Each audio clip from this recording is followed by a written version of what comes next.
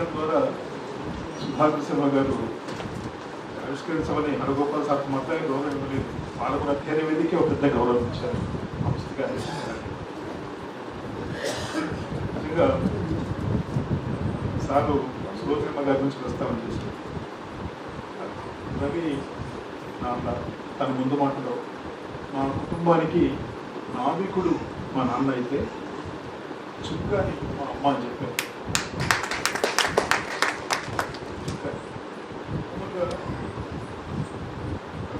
ఇంట్లో ఎవరో విప్లవకారుడు లేక ఇంకెవరో ఉన్నారు అని చెప్పేసి తన కొడుకు కోసమో కూడల కోసమో కూతుర్ల కోసమో వచ్చారనుకోండి, ఆ తల్లిదండ్రులు ఏం చేస్తారు?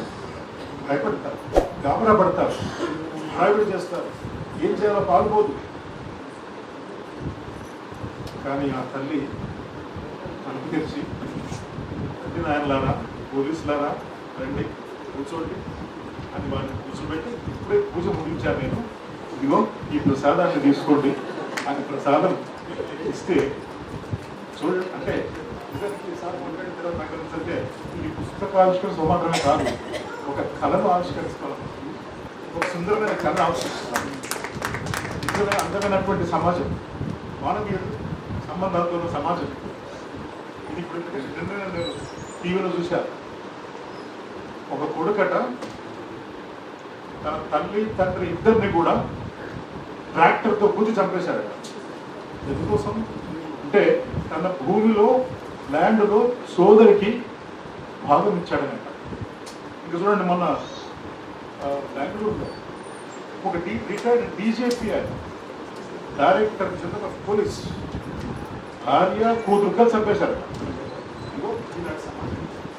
ఈ సమాజంలో ఇది ఒక కళ.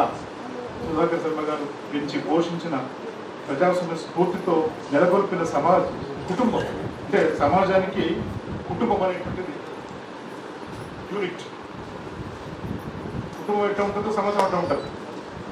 అందుకని ఆ కళను మనం ఇప్పుడు ఆవిష్కరించుకోవాలనిపిస్తున్నాం.